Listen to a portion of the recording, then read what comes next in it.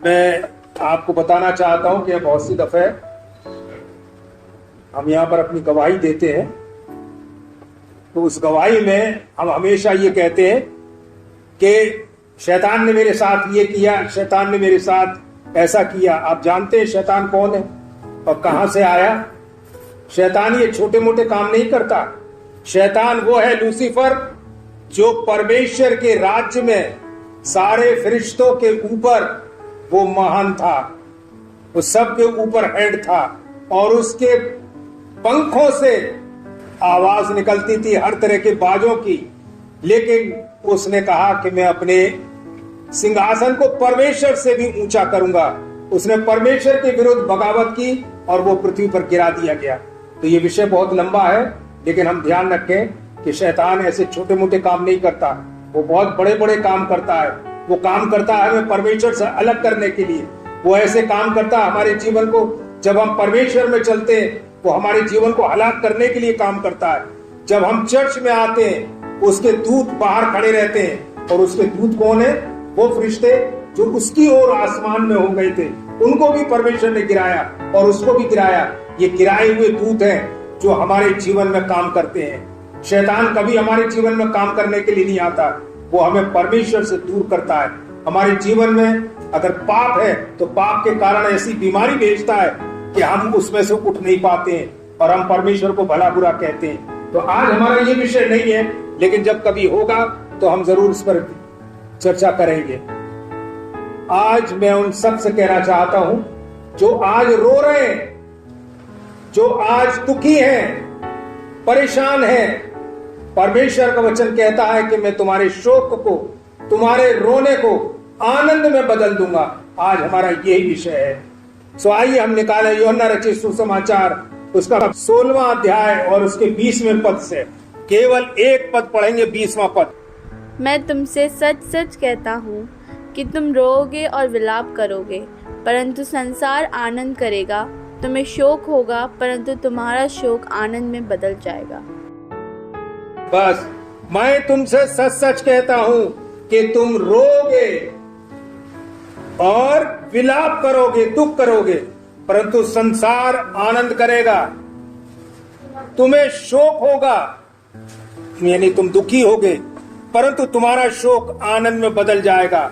आज जितने लोग रो रहे हैं उन सब के शोक को, उन सब के हृदय को परमेश्वर आनंद से भरेगा, क्योंकि परमेश्वर हमारा आनंद देने वाला परमेश्वर है। यीशु का इस संसार में आने का उद्देश्य था कि तुम्हारा शोक आनंद में बदल जाए। यीशु की सेवा से बीमार, गरीब, कमजोर, कोढ़ी, लंगड़े, अंधे, ये सारे लोगों ने चंगाई पाई। यीशु ने दुखों को सुख में बदल दिया। प्रभु यीशु मसीह के पास जब आते हैं तो वो हमारे दुखों को सुख में बदल देता है। सो इसलिए हम आज एक उस वचन को पढ़ेंगे जिस पर हमें आज चर्चा करनी है, और वो है यूहन्ना रचित सुसमाचार उसका 5वां अध्याय और उसके 2 पद से लेके उसके 9वें पद तक। यरूशलेम में भेड़ फाटक के पास एक कुंड है जो इब्रानी भाषा में बेतशदा कहलाता है। उसकी 5 ओसारे हैं। इनमें बहुत से बीमार, अंधे, लंगड़े और सूखे अंग वाले पानी के मिलने की आशा में पड़े रहते थे, क्योंकि नियुक्त समय पर परमेश्वर के स्वर्गदूत कुंड में उतरकर पानी को मिलाया करते थे। पानी खिलते ही जो कोई पहले उतरता वह चंगा हो जाता था, चाहे उसकी कोई बीमारी क्यों न हो। वहाँ एक मनुष्य था जो 38 वर्ष से बीमारी में पड़ा था। यीशु ने उसे पड़ा हुआ देखकर और यह जानकर कि वो बहुत दिनों से इस दशा में पड़ा है, उससे पूछा, क्या तू चंगा होना चाहता है? उस बीमार ने उसको उत्तर दिया, हे प्रभु, मेरे पास कोई मनुष्य नहीं कि जब पानी पिलाया जाए तो मुझे कुंड में उतारे, परंतु मेरे पहुंचते पहुंचते दूसरा मुझसे पहले उतर जाता है। यीशु ने उससे कहा, उठ, अपनी खाट उठा और चल फिर। वह मनुष्य तुरंत चंगा हो गया और अपनी खाट उठाकर चलने फिरने लगा। यहाँ हम देखते हैं कि परमेश्वर ने अपने पुत्र प्रभु यीशु मसीह को इस संसार में इसलिए भेजा ताकि लोग जो दुखों में हैं उनका दुख सुख में बदल जाए। उनका रोना आनंद में बदल जाए, उनके जीवन के अंदर खुशी पैदा की जाए। इसलिए प्रभु यीशु मसीह संसार में आया। जब वो संसार में था उसने बहुत लोगों को चंगाई दी। अगर इतने काम जो उसने किए हैं, सैकड़ों लोगों को चंगाई दी जो गिनती से बाहर है, अगर वो सारे काम हमारी इस पुस्तक में धर्मशास्त्र में लिखे जाते तो शायद ये पुस्तक इतनी बड़ी होती कि हम इसको पढ़ भी ना पाते। इतने काम उसने किए, लेकिन खास खास काम जो उसके शागिर्दों ने लिखे वो यही थे कि उसने उन लोगों को चंगा किया जो दुखी थे। आज प्रभु यीशु मसीह उन तमाम लोगों को चंगा करना चाहता है जो आज रो रहे हैं। प्रभु उनके शोक को आनंद में बदल देगा। अभी हमने यूहन्ना रचित सुसमाचार उसका 16वां अध्याय और उसके 20वें पद को पढ़ा। वहां लिखा है कि यीशु हमारे शोक को आनंद में बदल देगा।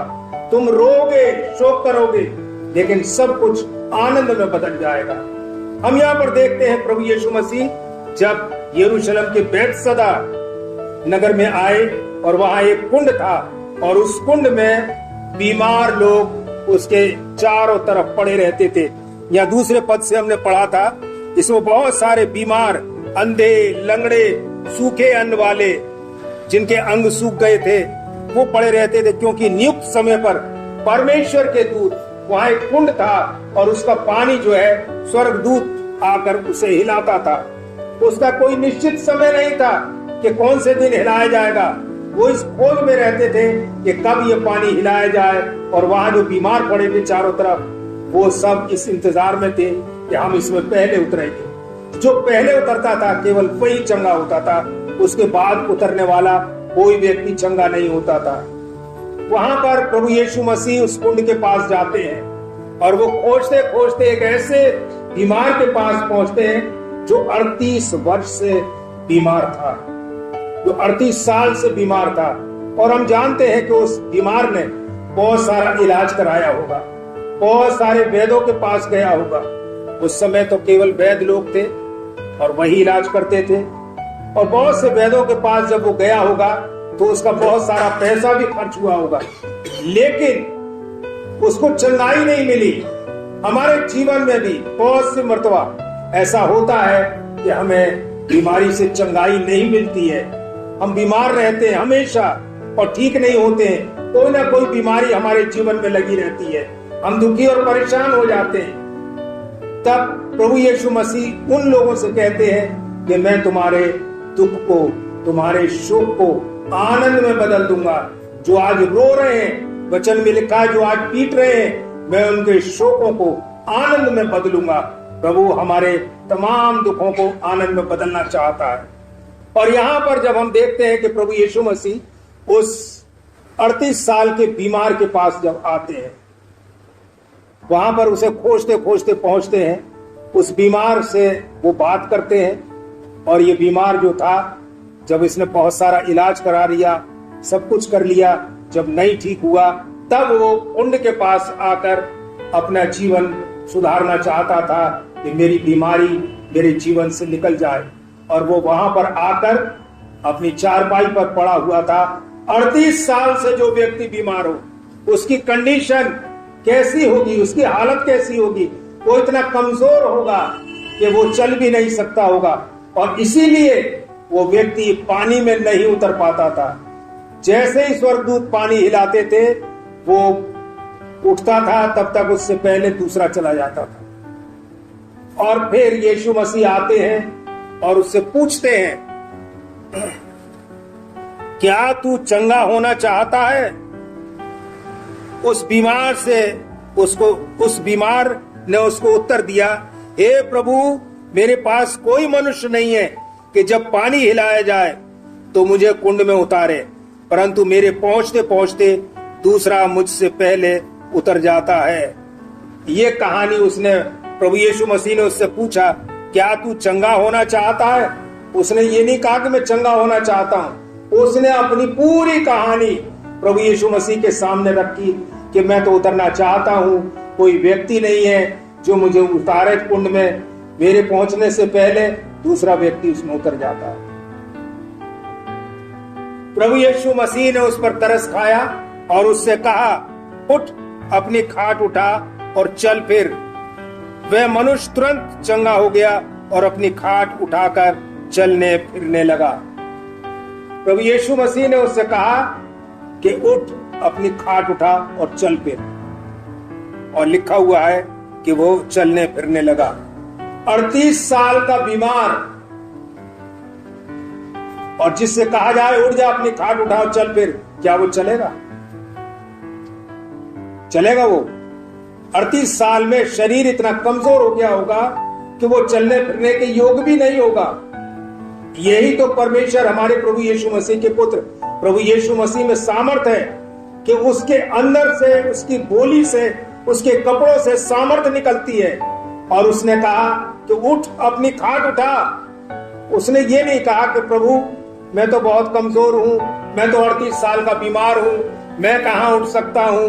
आज हमारे जीवन में भी यही होता है। परमेश्वर के वचन को जब हम पढ़ते हैं और हमें बहुत सी हिदायतें दी जाती हैं तो हम उसमें अपने आप को कमजोर पाते हैं। हमें अपने आप को प्रभु के सामने कमजोरी महसूस करते हैं कि प्रभु मैं तो चल नहीं सकता, मैं तो ये नहीं कर सकता, मैं बहुत से बीमार हूँ, मेरा सारा रुपया खर्च हो गया। लेकिन परमेश्वर के वचन पर हम विश्वास नहीं करते। अगर हमें चमत्कार देखना है तो हमें प्रभु से कहना है कि प्रभु हम तेरा धन्यवाद देते हैं कि तूने मेरे अपराधों के कारण मार खाई है, मुझे चंगाई देने के लिए मैं तेरा स्तुति और तेरी बड़ाई करता हूँ। पिता परमेश्वर, तूने कांटों का ताज अपने सिर पर रखा मेरी बीमारी के लिए, ताकि मैं चंगा हो जाऊं, मेरे घर के रोग ठीक हो जाएं, मेरा परिवार ठीक हो जाए। तूने मार खाई है, तूने कोड़े खाए हैं, मैं तेरी स्तुति करता हूँ। जब हम प्रभु यीशु मसीह के उन दुखों को जो उसने क्रूस के ऊपर सहे, उनको जब हम कहते हैं कि प्रभु हम तेरी स्तुति करते हैं, तब हमें आनंद मिलता है। हमारे जीवन में परमेश्वर आनंद देता है। हम अपने आप को कमजोर जाहिर करते हैं, रोते हैं। प्रभु रोने से हम अपने अविश्वास को प्रकट करते हैं कि हमारा विश्वास यीशु पर नहीं है। लेकिन जब हम यीशु पर विश्वास करते हैं तो प्रभु से कहते हैं कि प्रभु हमारे रोने को आपने कहा है कि मैं शोक में नहीं परंतु आनंद में बदल दूंगा। तो पिता परमेश्वर से हमेशा ये कहें, अपने विश्वास को प्रकट करिए, कहिए कि प्रभु आपके पर्चा छेदा गया मेरे गुनाहों की खातिर, आपकी स्तुति हो प्रभु। ऐसे करके हम जब अपने विश्वास को प्रकट करते हैं तो परमेश्वर हमारी प्रार्थनाओं को सुनता है और हम पर दया करता है। तो यहाँ पर प्रभु के बोलने से सामर्थ्य निकली, और वो जो सामर्थ्य निकली वो सामर्थ्य ने उसके अंदर काम किया और उसकी सारी कमजोरी जाती रही। हम एक जगह और मत्ती रचित सुसमाचार में पढ़ते हैं, वहां पर लिखा हुआ है जब यीशु मसीह पतरस के घर गए, वहां पर उसकी सास जो थी वो बीमार थी, ज्वर में पड़ी हुई थी, बुखार था। यीशु ने उसे छुआ और चंगाई दी। कभी कभी यीशु मसीह मुंह से बोलते थे और वो लोग चंगे हो जाते थे। कभी कभी यीशु मसीह अंधों की आंखों पर हाथ रखकर उन्हें चंगाई देते थे। कभी कभी हम देखते हैं यीशु मसीह किसी अंधे से कहते हैं ठीक होने के लिए कि हे प्रभु यीशु दाऊद की संतान मुझ पर दया कर, और उस अंधे को बुलाते हैं कि तू क्या चाहता है। वो कहता है कि मैं देखने लगूं, और प्रभु यीशु मसीह कहते हैं जा तेरे विश्वास ने तुझे चंगा किया और तू देखने लग। तो प्रभु यीशु मसीह एक ही काम को अलग अलग तरीकों से करते रहे। किसी को छुआ, किसी को मुंह से कहा, और किसी को कहा कि मैं तेरी आंख में मिट्टी लगाता हूं, जा शीलो के कुंड में जाके धो ले और तू देखने लगेगा। तो इस प्रकार से प्रभु यीशु मसीह अनेक तरीकों से हमारे बीच में काम करते हैं और हमें चंगाई देने का काम करते हैं। वो कहते हैं तुम्हारा शोक, जब तुम दुख उठाओगे, तकलीफ में रहोगे, तुम्हारे शोक को मैं आनंद में बदल दूंगा। और यहाँ पर जब वो चारपाई उठाकर चला, ये परमेश्वर की सामर्थ थी कि उसकी सामर्थ से उसके बदन में ताकत आई। 12 साल की स्त्री जिसको रोग था लहू बहने का, लूका रचित सुसमाचार उसके 8वें अध्याय उसके 43 और 44 पद में लिखा है कि यीशु मसीह के पास वो जाने से डरती थी कि मेरे अंदर ऐसी भयंकर बीमारी है और इस बीमारी से लोग घृणा करते हैं, छूत मानते हैं, इसलिए वो यीशु के पास नहीं गई। उसने कहा कि मैं यीशु के लहू को, यीशु के वस्त्र को छू लूंगी तो उसके द्वारा मुझे चंगाई मिल जाएगी। उसका ये विश्वास था कि मैं उसके वस्त्र को जब छूऊंगी तो मुझे चंगाई मिलेगी, और वो डरती हुई जाती है और वहां पर यीशु के वस्त्र को छू लेती है और वो चंगी हो जाती है। तुरंत महसूस करती है कि मैं चंगी हो गई हूं। लेकिन प्रभु यीशु मसीह ने कहा कि किसी ने मुझे छुआ है। तब चेलों ने कहा कि भीड़ इतनी है कि तेरे ऊपर गिरी पड़ती है और तू भीड़ के कारण लोग तुझे छू लेते हैं, तुझसे छुल जाते हैं। उसने कहा नहीं, यीशु मसीह को छू लेना अलग बात थी और अपने उद्देश्य के। यीशु मसीह का ये उद्देश्य नहीं था। यीशु मसीह का उद्देश्य था कि जो लोग मुझे अपने किसी कारण से अपने उद्देश्य से मुझे छूते हैं कि मैं चंगा हो जाऊं, मुझ में से सामर्थ निकलती है। यीशु में से जब यीशु के वस्त्र को छुआ जाता था, यीशु जान जाता था कि मेरे वस्त्र को किसी ने छुआ है, और उसके अंदर से सामर्थ निकलती थी। उसी सामर्थ के कारण प्रभु यीशु मसीह कहता था कि किसी ने मुझे छुआ है। वैसे उन लोग छूते थे तो कुछ नहीं होता था। हमारे जीवन में भी जब हम प्रभु यीशु मसीह के पास आते हैं और कोई उद्देश्य लेकर आते हैं कि आज से मैं अपने प्रभु के साथ संगति रखूंगा, एक उद्देश्य बनाते हैं कि आज मैं अपने लोगों के लिए दुआएं करूंगा, आज मैं अपने परिवार के लिए दुआ करूंगा, तो हम उद्देश्य जब लेकर आते हैं तो हमारे उद्देश्य को परमेश्वर, उस प्रभु यीशु मसीह हमारे जीवन में उस उद्देश्य को पूरा करता है। क्योंकि परमेश्वर चाहता है कि हम सब के सब परमेश्वर की संतान बने। परमेश्वर किसी को भी नरक में नहीं भेजना चाहता। नरक जो है वो उन फरिश्तों के लिए बनाया गया है जो आसमान से लूसीफर के साथ गिराए गए थे, और वो ही आज शैतान, जिसको कि हम शैतान कहते हैं। दुष्ट आत्माएं अलग काम करती हैं, लेकिन लूसीफर ऐसे काम नहीं करता जैसा कि हम उस पर इल्जाम लगाते हैं। हम हर बात में ये कहते हैं कि शैतान ने हमको ये किया। शैतान के वो दूत जो दुष्ट आत्माएं हैं वो हमारे जीवन में काम करते हैं। वो हमारे जीवन में शैतान उनको आदेश देता है, उसके हुक्म से काम होते हैं, और वो परमेश्वर के राज्य में भी पहुंचता है, वहां पर भी। और प्रभु कहता है, क्या तूने मेरे फलाने दास को देखा है कि वो कितना ईमानदार है, या कितना परमेश्वर के वचन को सुनाता है, कितने लोगों को उसने मेरे नाम से चंगाई की भाषा बोली, कितने लोगों को उसने तेरे पास, मेरे स्वर्गीय सिंहासन के पास ले आया। बहुत लोग हैं जो परमेश्वर, इतना हम विश्वास करते हैं, जब प्रभु यीशु मसीह पर भरोसा करते हैं, तब हम क्या करते हैं कि हम परमेश्वर के सिंहासन के पास आते हैं। तो हमारी बीमारियां जीवन में हमारे पाप के कारण भी आती हैं। हम 14वें पद को इसमें देखेंगे जो अभी हमने पढ़ा है 5वां अध्याय के।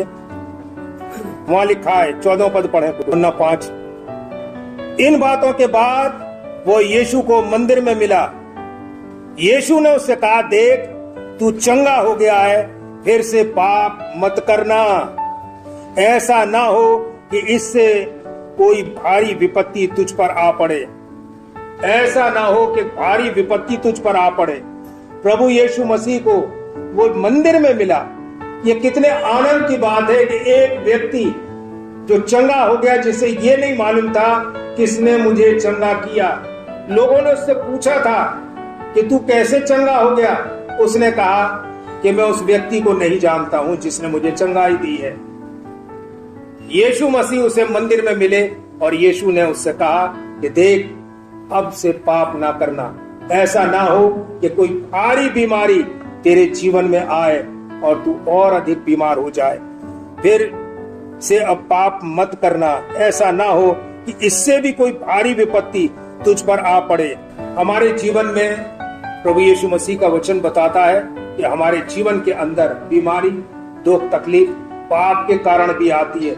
जब हम पाप करते हैं, हम पापों का अंगीकार नहीं करते, हमने ऐसे ऐसे पाप करते। वचन कहता है रोमियो 3:23 में कि सबने पाप किया और परमेश्वर की महिमा से रहित हैं। कोई पढ़े रोमियो 5:12। इसलिए जैसा एक मनुष्य के द्वारा पाप जगत में आया और पाप के द्वारा मृत्यु आई, और इस रीति से मृत्यु सब मनुष्यों में फैल गई क्योंकि सबने पाप किया।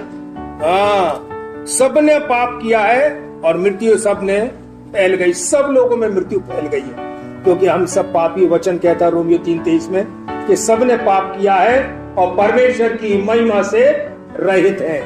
हमारे पाप, भजन संहिता 103 उसके 10वें पद में लिखा है कि उसने हमारे पापों के अनुसार हमसे व्यवहार नहीं किया है और ना हमारे अपराधों के अनुसार हमको बदला दिया है। परमेश्वर हम पर दया करता है, हम पर रहम करता है कि हमने जो परमेश्वर से दूरी बनाए हुए हैं, बहुत लोग हैं संसार में, लाखों और करोड़ों लोग, जो हम जाते तो हैं चर्च में, बहुत लोग हैं जो चर्च में जाते हैं, अपने आप को हम धार्मिक पेश करते हैं कि हम प्रभु की आराधना में आए हैं, लेकिन हमारा बाहर जाने के बाद हमारा घरेलू जीवन कैसा है, हम कैसा परमेश्वर के साथ में चल रहे हैं, ये हमारा जीवन हम खुद सोच के देखें कि क्या हमारा जीवन अच्छा है, क्या हम दो नाव पर पैर रखते हैं। प्रभु यीशु मसीह की संगति में आने के लिए हमें अपने पापों का अंगीकार करना है।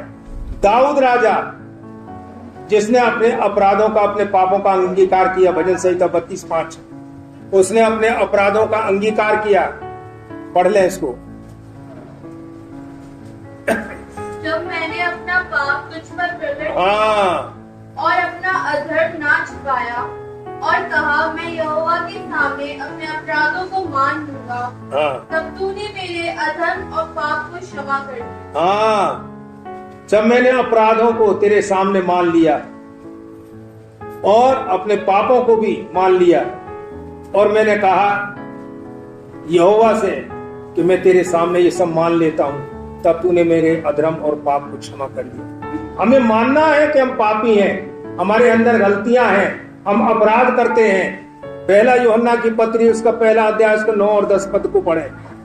यदि हम अपने पापों को मान लें, यदि हम अपने पापों को मान लें तो वो हमारे पापों को तो वो क्षमा हमारे, करने हाँ, और हमें सब अधर्म से शुद्ध करने में विश्वास योग्य और धर्मी है। हाँ, यदि हम कहें कि हमने पाप नहीं किया तो उसे झूठा ठहराते हैं और उसका वचन हम में नहीं है।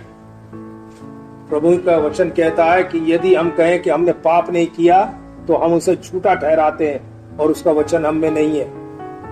हमें अपने अपराधों को मान लेते, जब हम अपने पापों को मानते हैं तो वो हमारे अपराधों को क्षमा करने में विश्वास योग्य और धर्मी है। हमें अपने अपराधों को मानना है प्रभु के सामने कि प्रभु हम अपराधी हैं। उस व्यक्ति को जो बीमार था, जब प्रभु ने उससे कहा कि अब से पाप मत करना, वो ये नहीं जानता था कि पाप के कारण ये बीमारी है। उसके जीवन में जो बीमारी आई थी वो पाप के कारण आई थी और इसी कारण वो 38 बरस से बीमार था।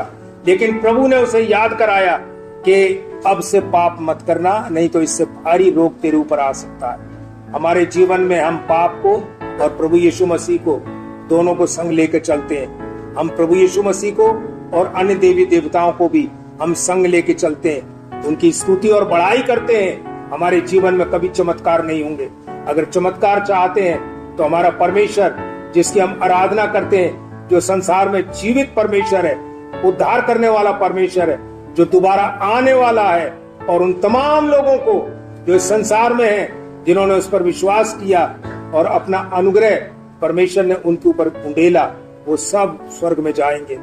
अगर हम जिंदा रहे तो ऊपर उठा लिए जाएंगे। हमारे जीवन में परिवर्तन होगा।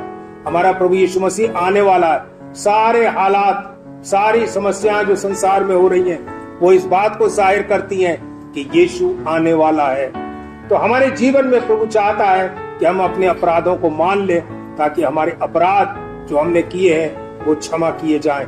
हम छुपके भी अपराध करते हैं। अगर हम अपराध करेंगे, हमारी जिंदगी कम हो जाएगी, हमारा जीवन कम होगा, हमारी लाइफ कम हो जाती है। ये शायद 43-25 पढ़ना है।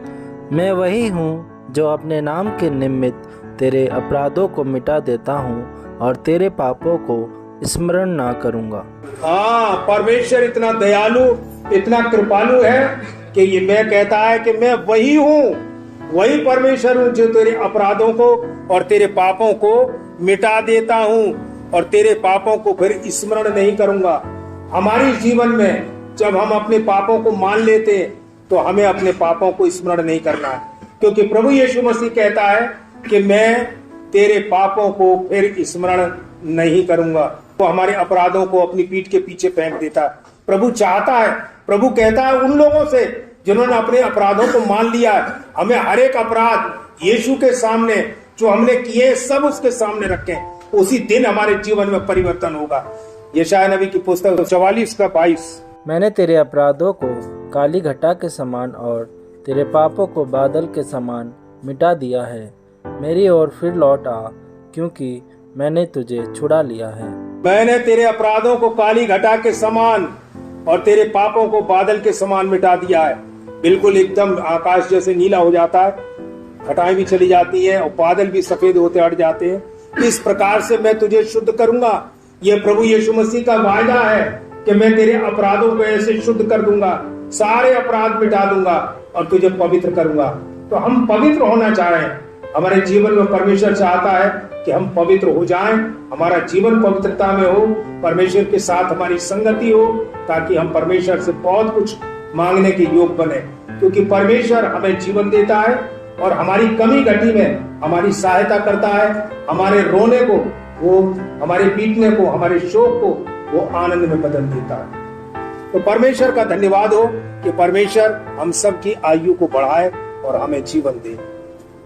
अभी पिछले हफ्ते जब पानी गिर रहा था तो मेरा बर्थडे था और मैंने पादरी साहब से कहा था अगर पानी बरस रहा हो तो आप मत आइए, लेकिन मेरे यहाँ दुआ जरूर कर जाइए, क्योंकि मैं अपने जीवन के 80 वर्ष पूरे कर रहा हूँ और 81 में लगूंगा। तो उस दिन पादरी साहब आए, मौसम खुल गया और दुआ करके मेरे घर में गए। मैं उनका बहुत शुक्रिया अदा करता हूँ कि उन्होंने हमारी बातों को सुना और परमेश्वर ने मौसम को भी साफ रखा और मैंने अपने जीवन के 80 साल पूरे किए और 81 में चलने लगा। ये परमेश्वर का बड़ा अनुग्रह है। मैंने अपने 18 साल की उम्र में, जब मैं 18 साल 9 महीने का था, तब प्रभु यीशु मसीह को मेरे बाप दादा, मेरे दादा, मेरे बाप हमें चर्च में ले जाते थे, हम चर्च में जाते थे। लेकिन प्रभु यीशु मसीह को ग्रहण करना हर एक मसीह को जरूरी है। जब हम प्रभु यीशु मसीह को ग्रहण करते हैं, अपने अपराधों की क्षमा लेते हैं, क्योंकि हम जन्म से पापी हैं। किसी बच्चे को कोई ये नहीं सिखाता है कि जाओ स्कूल और पेंसिल चुरा लाओ। उसके अंदर ये प्रवृत्ति पाई जाती है, वो किसी बच्चे का टिफिन चुरा लाएगा, किसी की पेंसिल चुरा लाएगा। कोई उसे सिखाता है? माँ बाप नहीं सिखाते। पाप का बीज हमारे अंदर काम करता है। इसलिए हर एक को अपने अपराधों की क्षमा लेनी है और प्रभु के साथ ईमानदारी के साथ चलना है। और जब हम प्रभु के साथ विश्वास के साथ ईमानदारी के साथ चलेंगे तो परमेश्वर हमारी सहायता करता है और हमें जीवन देता है और हमारा शोक आनंद में बदल जाएगा। आइए हम दुआ करें। प्यारे पिता परमेश्वर, अनुग्रहकारी और दयालु ईश्वर, हम धन्यवाद देते हैं तेरे महान प्रेम और दया के लिए, जीवन के लिए, कि तूने हमें जीवन दिया और हम जिंदा हैं। तेरे वचन को पिता परमेश्वर जो तूने हमें दिया उसको हमने सुना और पिता परमेश्वर हम उसके जीवन को जो हमें दिया गया है पिता परमेश्वर तेरी इस जीवन को पवित्र बनाए रखते और तेरी महिमा करने के लिए सदा तैयार रहे। अपने जीवन में तुझे मुक्तिदाता के रूप में ऐसी हमारी विनती और प्रार्थना सुनिए और आमीन।